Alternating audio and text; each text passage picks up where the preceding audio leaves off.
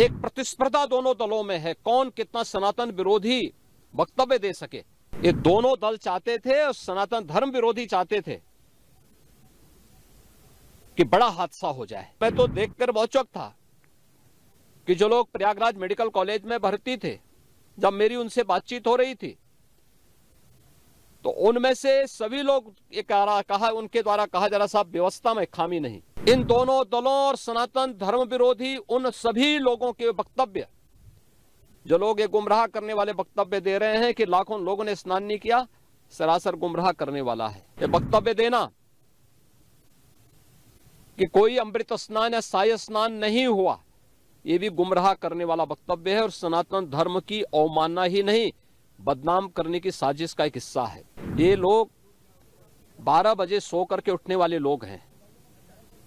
कार्यालय स्टाफ जिस प्रकार का इन्हें नोट बना करके देता है, ये उस प्रकार का वक्तव्य बना करके सामने प्रस्तुत करते हैं। हादसे की तह में हम लोग जाएंगे, षड्यंत्रकारियों को बेनकाब करेंगे और उन्हें सजा कैसे दिलाई जाती है, यह आपने उत्तर प्रदेश के अंदर पिछले 8 वर्ष के अंदर देखा होगा। सनातन धर्म के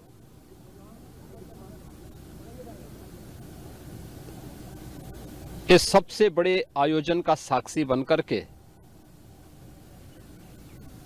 गौरव की अनुभूति कर रहा है,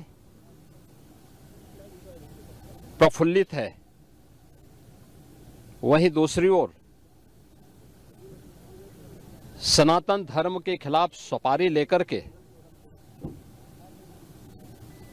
षड्यंत्र करने वाले तत्वों के द्वारा लगातार शरारत पे शरारत करते हुए झूठ के और असत्य के नित नए प्रतिमान भी गढ़े जा रहे हैं।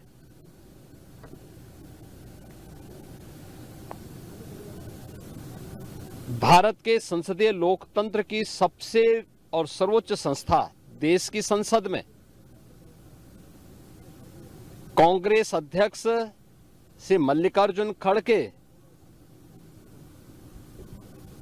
और समाजवादी पार्टी के अध्यक्ष श्री अखिलेश यादव का वक्तव्य इस ओर सबका ध्यान आकर्षित करता है। ये दोनों वक्तव्य न केवल इनके सनातन धर्म विरोधी चरित्र को उजागर कराता है, बल्कि इनकी उस गिद्ध दृष्टि की ओर भी सबका ध्यान आकर्षित करता है, जो लगातार इस महाकुंभ के खिलाफ पहले दिन से दुष्प्रचार कर रहे हैं। इनका ये बयान न केवल सनातन धर्म पर प्रहार है, बल्कि निंदनीय भी है और शर्मनाक भी। कांग्रेस अध्यक्ष का यह कहना कि प्रयागराज कुंभ में मौनी अमावस्या के दिन हजारों लोग मर गए, हमें अफसोस होता है। एक इतना वरिष्ठ नेता, कांग्रेस देश की जो सबसे पुरानी पार्टी है, उसके अध्यक्ष से अपेक्षा की जाती है कि वो एक मर्यादित बयान देश की संसद में रखें, और इतना गुमराह करने वाला बयान, झूठ पे झूठ। ऐसे ही समाजवादी पार्टी के अध्यक्ष का बयान, एक प्रतिस्पर्धा दोनों दलों में है, कौन कितना सनातन विरोधी वक्तव्य दे सके। ये कहना कि कोई आंकड़े नहीं दिए गए, यहां से प्रशासन से जो बयान जो आंकड़े दिए गए, उन आंकड़ों को मैंने भी सबके सामने रखा। घटना दुखद थी, हर व्यक्ति दुखित था, और जितने क्विक रिस्पांस से मेला प्रशासन, पुलिस, एनडीआरएफ, एसडीआरएफ सिविल डिफेंस, इन सब ने मिलकर के घायलों को हॉस्पिटल पहुंचाने का काम किया। अपने आप में एक मिसाल है। करोड़ों लोग प्रयागराज में उस दिन उपस्थित थे। ये दोनों दल चाहते थे और सनातन धर्म विरोधी चाहते थे कि बड़ा हादसा हो जाए। हमारी पहली प्राथमिकता थी कि किसी भी स्थिति में इसको हम जीरो हादसे तक लेके जाएं। लेकिन दुर्भाग्यपूर्ण तरीके से एक घटना घटित हुई, लेकिन जितने क्विक रिस्पांस से प्रशासन ने और सभी संबंधित संस्थाओं ने कार्य लेकर के उन्हें हॉस्पिटलाइज किया, उसमें कुछ लोग उस हादसे के शिकार हुए। वह दुखद है। उन सभी परिवारों के प्रति हम लोगों ने अपनी संवेदना भी व्यक्त की और उसके लिए कुछ आर्थिक मुआवजा भी घोषित किया। यद्यपि किसी व्यक्ति की कमी मुआवजे से नहीं हो सकती, लेकिन तब भी हम लोगों ने एक प्रयास किया। घायलों का प्रॉपर उपचार कराया। वे सभी घायल आज भी कुछ प्रयागराज मेडिकल कॉलेज में हैं, बाकी अपने परिवार के सदस्यों के साथ चले गए हैं।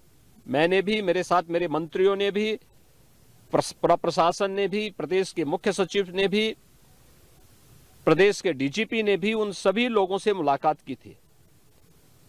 और मैं तो देखकर बहुत चौंक था कि जो लोग प्रयागराज मेडिकल कॉलेज में भर्ती थे, जब मेरी उनसे बातचीत हो रही थी तो उनमें से सभी लोग ये कहा, उनके द्वारा कहा जा रहा साहब व्यवस्था में खामी नहीं, लेकिन हमारी किस्मत है या फिर ऐसी स्थिति पैदा हुई।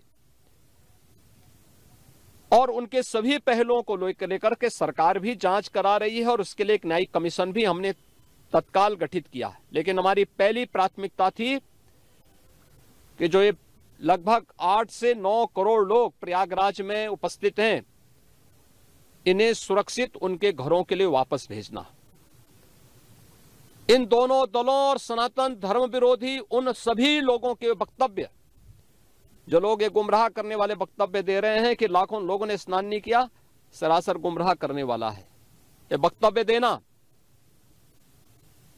कि कोई अमृत स्नान या साय स्नान नहीं हुआ, ये भी गुमराह करने वाला वक्तव्य है और सनातन धर्म की अवमानना ही नहीं, बदनाम करने की साजिश का एक हिस्सा है।